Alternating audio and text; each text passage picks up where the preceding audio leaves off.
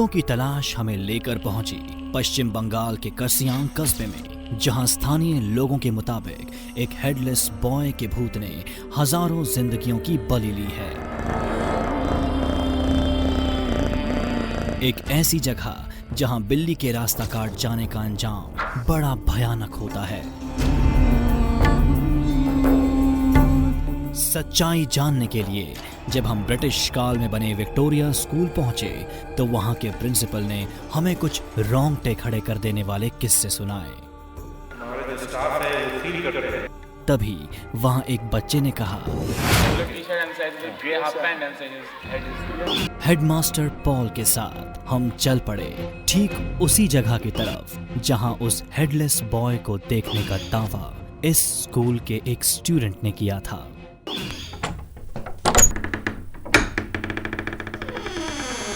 School का यह हिस्सा ब्रिटिश काल में बना एक चर्च था।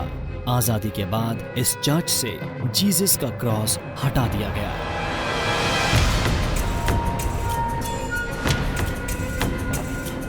कहते हैं उसके बाद से एक के बाद एक यहाँ भूत के दिखने का सिलसिला कुछ ज्यादा ही तेज हो गया। दिन के समय में भी इस चर्च का माहौल काफी डरावना लग रहा था।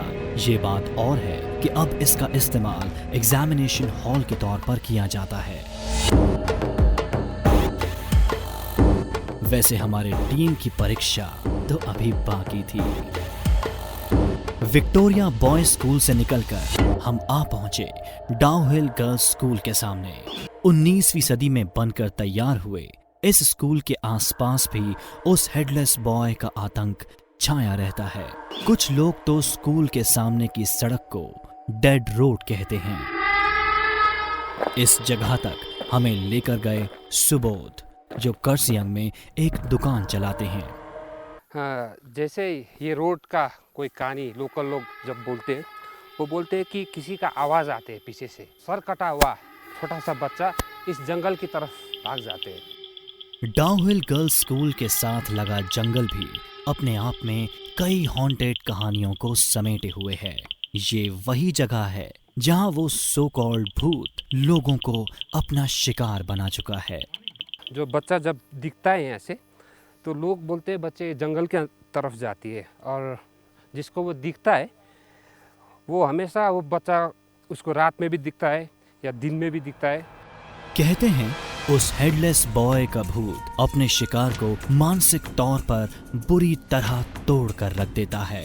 जिसको बच्चा दिखता है वो सुसाइड करने के लिए ईगल्स क्रैक चला जाता है और वहाँ से सुसाइड कर जाता है। भूतों को अगर अलग भी कर दें तब भी डाउहिल गर्ल्स स्कूल के साथ लगा ये जंगल कुछ कम खतरनाक नहीं है। पाइन के ऊंचे ऊंचे पेड़ों से घिरे इस जंगल में खतरनाक तेंदुए और लकड़बग्घे किसी की भी जान लेने के लिए काफी हैं। इस जंगल में अगर आप एक जगह पर 10 मिनट भी खड़े हो गए तो आपके ऊपर खून चूसने वाले लीच या जोंक हमला कर सकते हैं। इन खून चूसने वाले लीचों से बचना मुश्किल ही नहीं, नामुमकिन है। भूत दिन में दिखते हैं या रात में, ये बात उन लोगों के लिए अहम हो सकती है जो भूतों में यकीन करते हैं। हमें तो अभी भूत के होने का विश्वास करना था। दिन के उजाले में हमें भूतों के किस्से तो मिले, लेकिन भूत नहीं दिखा।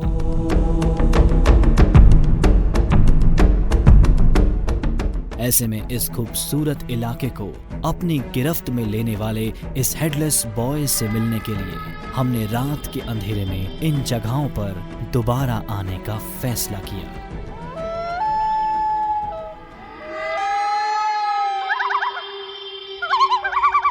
रात के अंधेरे में कर्सियांग का एक भी शख्स अपने घर से बाहर निकलने की हिम्मत नहीं करता।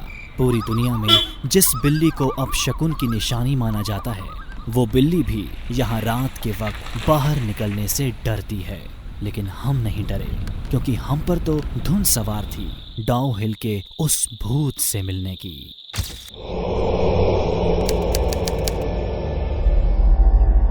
हेडलेस बॉय के भूत की तलाश में हम एक बार फिर पहुंचे विक्टोरिया बॉयज स्कूल के कंपाउंड में बने एंग्लिकन चर्च में, जहां हमारे पैरानॉर्मल एक्सपर्ट्स शांतनु और सोमेन लोगों के अंधविश्वास को वैज्ञानिक रूप से नकारने के लिए अपने इक्विपमेंट्स के साथ हमारा इंतजार कर रहे थे। आगे बढ़ते हैं फिर इन्वेस्टिगेशन में।